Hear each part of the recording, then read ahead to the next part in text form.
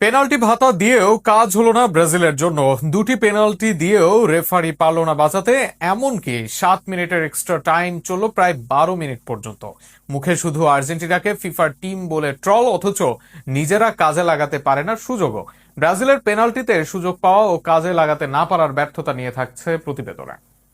একটি ম্যাচ একটি পেনাল্টি প্রকল্প, সেই প্রকল্পের জোরে চ্যাম্পিয়ন আর্জেন্টিনা দল। মেসিদের চ্যাম্পিয়ন হওয়া নিয়ে এমন কথা শোনা গেছে ব্রাজিল ভক্তদের থেকে।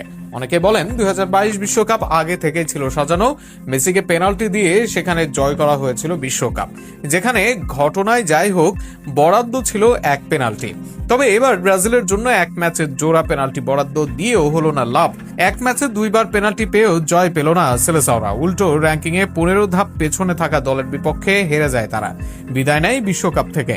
নকআউটে পেনাল্টি পেয়েও কাজের কাজ করতে পারেনি ব্রাজিল। শুধু পেনাল্টি নয়, খেলাও অতিরিক্ত চালিয়ে নেয় রেফারি। নির্ধারিত সময় শেষে অতিরিক্ত দেওয়া হয় 7 মিনিট। সেই 7 মিনিটের পর ব্রাজিলের পক্ষে দেওয়া হয় পেনাল্টির বাঁশি।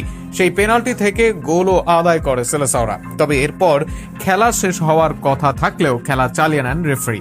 সেই খেলা চলে প্রায় 12 মিনিট পর্যন্ত। তবে কিছুতেই উপায় মেলে না ব্রাজিলের। এ যেন মুখে খাবার তুলে দেওয়া হলেও বমি করে ফেলে দিল সেলেসাও খেলোয়াড়রা।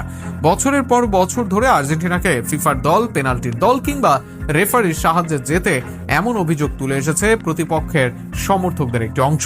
কিন্তু যখন একই ম্যাচে ব্রাজিল দুটি পেনাল্টি পেল, তখন সেই সুযোগ কাজে লাগিয়ে ম্যাচ নিজেদের করে নেওয়ার দায়িত্ব ছিল তাদেরই। তবে তাদেরকে সুযোগ দিলেও নিতে পারে না তারা, উল্টো অভিযোগ করে অন্যের নামে। রেফারি সুযোগ তৈরি করে দিতে পারেন, কিন্তু গোল করে দিতে পারেন না। মাঠের শেষ পর্যন্ত পার্থক্য করে দেন ফুটবলাররাই। সেই কাজেই দক্ষ আর্জেন্টাইন ফুটবলাররা, যারা এতদিন বলতেন পেনাল্টি পেলেই কাপ জেতা যায়, তাদের জন্য এই ম্যাচ একটা বাস্তব শিক্ষা। কারণ দুটি পেনাল্টি পেয়েও বিশ্বকাপ থেকে বিদায় নিতে হয়েছে ব্রাজিলকে।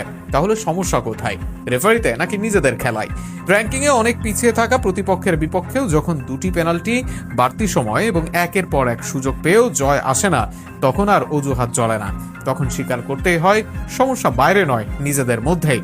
একই সাথে পেনাল্টি পেলেই শুধু জয় করা যায় না, বিশ্বকাপ থাকতে হয় যোগ্যতা। সেই যোগ্যতার জায়গা নেই ব্রাজিল দলের, সেটাই স্বীকার করতে হবে।